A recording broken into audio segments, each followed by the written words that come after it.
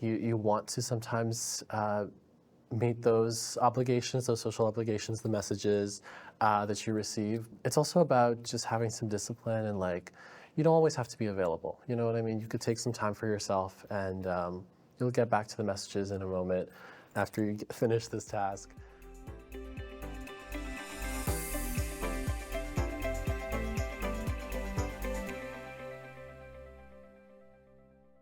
Yeah, my name is Paul. I'm in media production and I'm in third year. So my name is Sharanki and I'm a second-year journalism student. It was quite a journey. I wanted to do something maybe more visual because I did visual art in high school. So I wanted to do graphic design at first. And then I was more curious about kind of evolving technology. So I was actually in new media for a little bit. Then I switched to media production just because they offered more like skill-based learning and more real life opportunities. So the main difference between high school and university is the class sizes.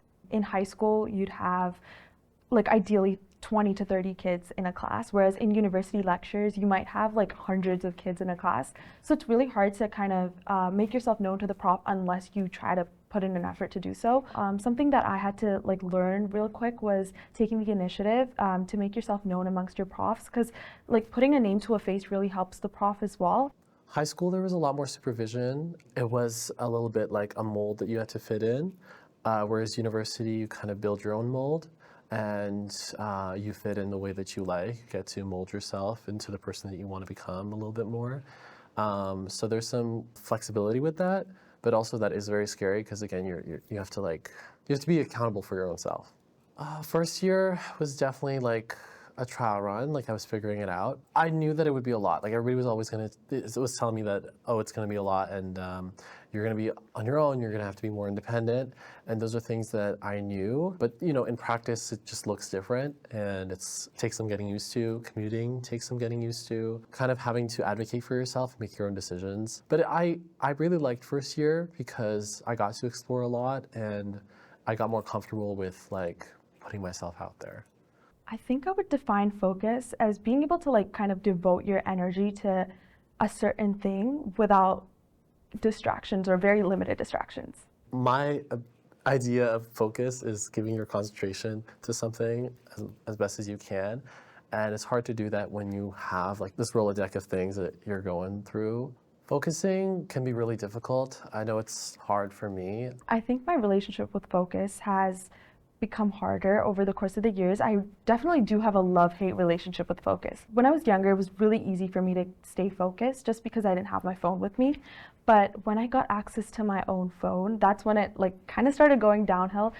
So we're like constantly texting, we're constantly on our phones, you know, getting anxious over notifications, anxious over missing, things like that. So over the years, it's definitely become harder, but keeping myself away from my phone has really helped me bounce right back up, I feel.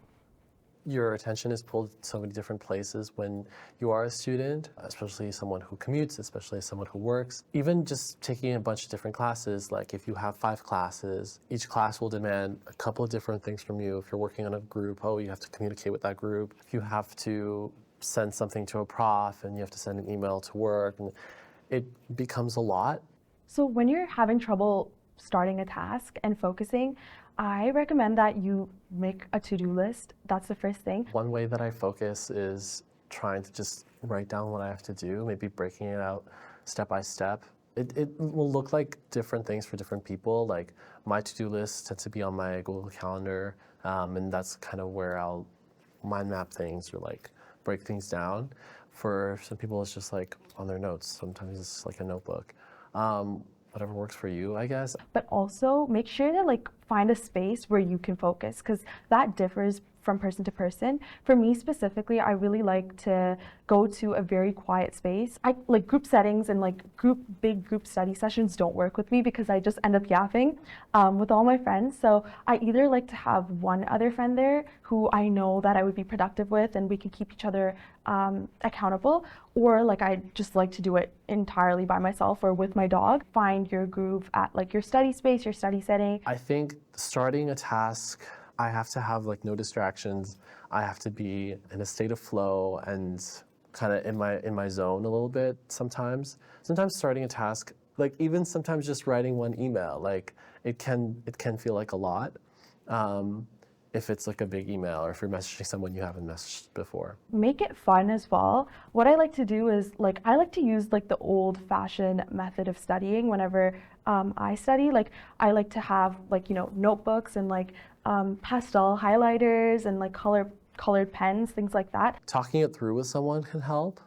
Talking it through with like a friend or a loved one if you have this big task or this big assignment, whatever it is, that is really scary for you. If you just have someone to like give you feedback or to say whatever is going on in your head out loud, that could really help, yeah.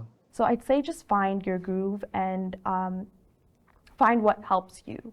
One light bulb moment that I had in university was I was trying to balance like work and school, and I realized like I was not the only person doing this, and I just communicated to my prof like I don't know if I can make this deadline, like I don't know if I can make this assignment because I'm just busy with work, and there was understanding, and I think like this is a case by case basis, and like some profs will be a lot more strict. Again, in university, you get to be more of an adult, and there is more of that like communication where you're more at level with the people that you are with, whether it's your peers or your profs. So don't be scared to ask for help or just say, yeah, like I might need a little bit more time on this one project. With regards to being a commuter student, you might have felt like, after you started commuting, you've lost your ability to focus, which I totally understand. I think from grade 12 to first year university, I personally felt that a lot just because the commute time is around an hour and a half. And there's a lot of time and energy that goes within that. So when you go home, you might just feel like you want to go to bed. So that's been a huge struggle that I personally dealt with, and it took me like really long to try and work a way around it. So something that I've been doing is like staying on campus longer and studying in like certain areas of campus. In first year, I did this thing where I would like walk around each floor of the SLC to try and find my groove. And I found that the 7th floor really helps because it's really quiet. So yeah, as a commuter student, it's really draining and it just really makes focus really hard. And you even might feel a bit guilty when you're not focusing like on your way here. Like I know the GO train, sometimes the Wi-Fi is really bad, but you just feel like you need to get something done on the train. So it's just a matter of like finding when the times that work best for you. What I like to do is like to get to campus earlier and like study before my classes so that when I get home, I can just go and lay in my bed. Shout out to laying in your bed. I think you're in school to learn, so you should be kind of actively pursuing whatever you're learning, and you should be really into it. And then like it's a lot easier said than done, but then just like being in it and being engaged, being a good student doesn't have to mean that you're a student all the time. So you don't always have to be 100% focused. Take breaks, please, and take care of yourself. A good student is someone who's just curious to be like a student. Doesn't have to be this really rigorous, difficult thing. It should come naturally. An advice that I would give to a student that feels guilty that they're not focusing is don't be guilty, especially if you're a commuter student. I know it's really hard to stay focused. Personally, for me, on my break days, I feel like I need to get the most amount of work done, but sometimes I just end up taking a rest day. So one thing that I would say is don't feel guilty at all. You commute a lot. Even if you're not a commuter student, being a university student is a lot of responsibilities. Like you might have a part-time job, you might be doing extracurriculars, you might have schoolwork on top. So you definitely do need the me time for yourself, and it's okay to take a day or two, even if that means a day every single week. That's fine, that's totally normal.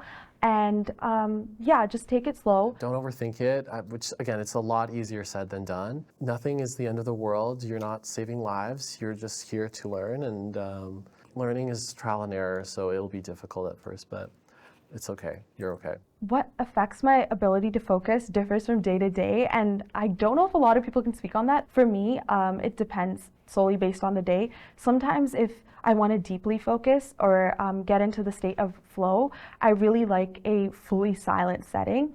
I think I'm a good student now. I think just building my own skills of like, okay, if I concentrate better by like sketching a little bit or like taking notes or making a to-do list, It depends on like the scenario, because being a good student means you have to give a focus and give an intention that you don't always have when a lot of things are going on in your life. So I go in and out of being a good student. Body doubling and music can be really helpful to studying and staying focused. Body doubling can work in so many different ways depending on the type of person you are. So sometimes it may help you. Personally, for me, it only helps me if I'm studying with one other individual. I think in general, if you're studying with one other person or doing work with one other person who can keep you accountable, that really helps stay focused. But if you're in a large setting where it's super loud and like there's so many different distractions, it might be really hard to study. And with regards to music, I'd say maybe try and stay away from the songs that you know or that you really vibe to, because it's really hard to stay focused that way. Personally, I love music. Like, music is genuinely my life. So it's really hard to stay focused for me if I know the piece of music or if there's lyrics in general, because I just end up analyzing the lyrics and not studying. I really like listening to lo-fi type of music, or I recommend listening to alpha waves or concentration music as well. You can find them on YouTube. When I'm feeling lazy, I have learned to lean into it, because when you're burnt out, and we will get burnt out, if you push yourself to do more, you're only going to burn yourself out more, and you need time to heal. Like, I know that sounds like you're doing this horrible, terrible thing, but like with anything, like you need time to just like heal, refocus, resettle, whatever the word is, find your groove. For me, being in a flow state means kind of being in this state of mind where you're comfortable with whatever you're working on and you're ready to get on it, and you're going to work on it and you're focused and the attention is there, the intention is there, and you're just happy. You're just like, you're happy to get, it doesn't seem like as daunting anymore. You're like ready to go. The Pomodoro method is something I live by. It's actually studying for 25 minutes and then taking a 5-minute break and then doing it. So I usually do it 4 times. I'd end up getting 100 minutes of studying done. It's a really good way to keep you focused, because I feel like having a break at hand, I'm a person that can't sit for hours and just focus on something, because that would prompt me to like get distracted by something else. Like another thought would come, oh my God, like I forgot to send this email. That would come up, or like different thoughts would come up, and then that would distract me. So the Pomodoro method really allows me to like deep focus during that allotted time, and then the 5 minutes would be, scrolling through my phone. When I haven't got enough sleep, I feel like I'm unwell. And so I don't have the same energy, I don't have the same drive or same flow or whatever you want to call it to get into those tasks that I need to get into. So sleep, diet, and exercise really, really do help you a lot with regards to focus, and I think they go really hand in hand. If you don't get enough sleep, you won't be able to focus. I know the extent to which that happens depends from person to person. Personally, if I don't get 8 hours of sleep, I just cannot focus the next day. I remember pulling an all-nighter like literally 2 weeks ago and being in class, and just whatever the prof was saying was just going through my head. Like, I even feel like I'm trembling sometimes when I don't get enough sleep, which is so weird, but that's just what happens to me. And I need my 8 hours of sleep every day. So that's something that I could strongly speak on. I think once I've gotten home and I've like showered, I ate, I've set myself up for like, okay, I'm going to be comfortable now. That's when I can get in a state of flow. Once you set yourself up in like a comfortable way and you have taken care of yourself, you've taken a break, I think it's easier for me to get in that state of flow. And then exercise is super important as well. I'm gonna be so honest. I don't do workouts, especially when it's like midterm season or exam season, because I feel like I don't have enough time to go to the gym and then come back and study, or I feel like I would lose a little bit of my energy. So what I like to do is when I'm doing the Pomodoro method in the 5 minutes, like even if that means scrolling on my phone, I just get up and walk around the house so that I'm not like seated for hours. Diet is super important as well. I feel like on an empty stomach, you won't be able to focus. It's not fun when you're in class and your stomach's grumbling and the whole lecture can hear. I know your number one distraction is probably your phone. I know that's the case for me. Social media, I'm on Instagram a ridiculous amount.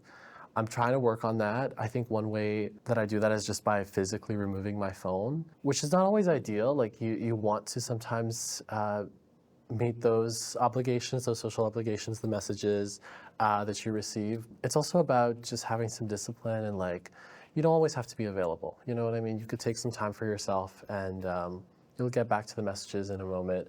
after you finish this task? I like to turn off my phone. Something that I do is I use my phone until it dies, and then once it's dead, I don't charge it. Like, which might not work for everyone, but it works for me because it's dead and I have to charge it, and why bother charging it, right? So I wouldn't charge it. Social media takes up a lot of energy as well because sometimes when someone messages you or someone sends you something, you feel the need to respond. Just even like the act of getting a notification, like I will be looking at that. Yeah. When I'm in class, I give my phone to my friend and my friend gives her phone to me. Like when I talk about this to anyone, they're like, this is so weird, like I don't do this. But it actually really helps because we only like notify each other when there's an emergency, but otherwise like the other person would have the other individual's phone, so that helps. And then when I'm at home, I like to turn on work mode or turn it off immediately.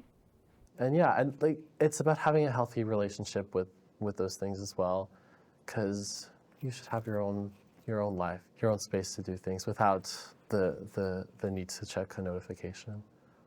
But I think focus can be something that you can actually apply for your own well-being. It doesn't have to be for productivity. It doesn't have to be for your school or work. It can be just for being present in the moment and giving your attention to the things that matter. I find myself distracting myself even when I am doing things with leisure, like being on my phone when I'm watching TV, or being on my phone when I'm like cooking, or like trying to multitask and trying to spread myself thin, trying to get a few things done at once. And I think focus is just about taking things really one thing at a time, allowing yourself to not do things perfectly, but if you have like that attention just for one thing at a time, it'll turn out better, I feel. There's an enormous amount of support groups on campus, especially for folks that are queer, especially for Indigenous folks, whether you're a person of color or like a marginalized person, like there are support groups for you, there are people for you, so yeah. Find your community. Yeah.